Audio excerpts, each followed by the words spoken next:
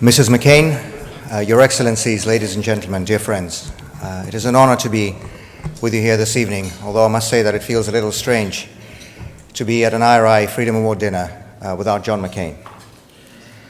In these past few months, his voice has surely been missed, not only at this institute, not only in the halls of Congress, but to the furthest corners of the world.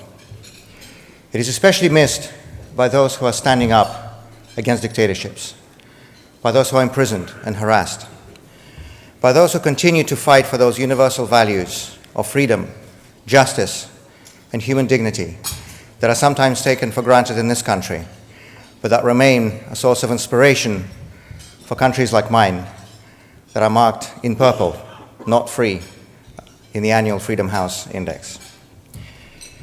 Consistency and foresight are not always valued in politics, but John McCain showed both when it came to Russia. He first warned of Putin's coming authoritarianism and the dismantling of Russian democracy in February of 2000, while most Western leaders were still enamored with this newcomer who spoke fluent German and promised law and order. He first warned of Putin's coming attack on Ukraine 6 years before it happened. And when Russian opposition leader Boris Nemtsov came here to Washington to advocate for a law that would impose targeted sanctions on Kremlin officials complicit in corruption and human rights abuse, Senator McCain became the most committed proponent on that legislation, not relenting until the day when the Magnitsky Act became a reality. Among the biggest lies propagated by the Kremlin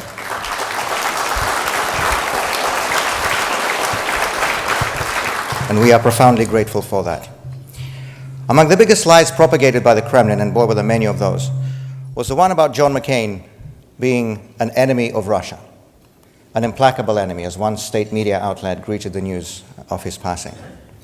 To them, the friends of Russia are those Western politicians who are willing to make deals with our oppressors, who would trade their reputations for bonuses and directorships in Kremlin-controlled companies. John McCain certainly was an enemy of the people who have usurped power in my country, who have turned it into an autocracy and a looting ground at home and an instrument of aggression abroad. But he was never an enemy of the Russian people. Whether in a busy Senate session or in a time of recess when Washington goes quiet, we could always count on him to speak out for Russia's political prisoners, to defend our right to free elections and free assembly defied by our self-appointed rulers, to advocate for those threatened and attacked for their political beliefs. It is said that politics at its best is about making a difference. For John McCain, that difference was in saving lives. I don't know if I would be standing here or anywhere tonight if 2 years ago, when I was lying in a coma in Moscow after a poisoning, he hadn't taken to the Senate floor to bring attention. No words can adequately express my gratitude.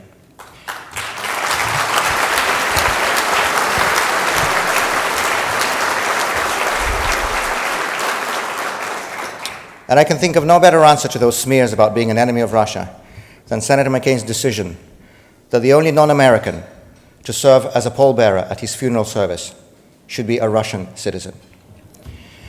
The last time I was at an IRI Freedom Award dinner was 4 years ago, 2015. It was to accept a posthumous award on behalf of Boris Nemtsov, my friend and a friend of John McCain's, the most prominent leader of Russia's democratic opposition, who was gunned down under the Kremlin wall in February of 2015.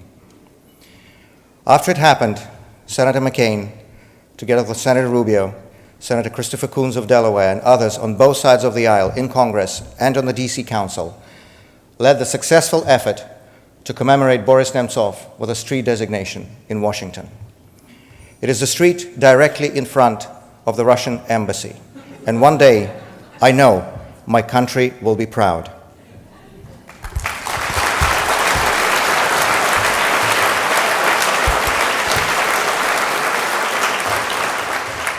When I criticize your government, it is not because I'm anti-Russian.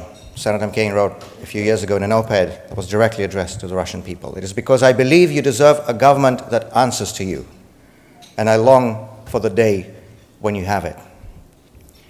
He has not lived to see that day, but when it comes, and when the propaganda subsides, Russians will remember Senator John McCain for who he really was, a tireless advocate for human dignity, a man who embodied integrity and courage, and who served a cause greater than himself.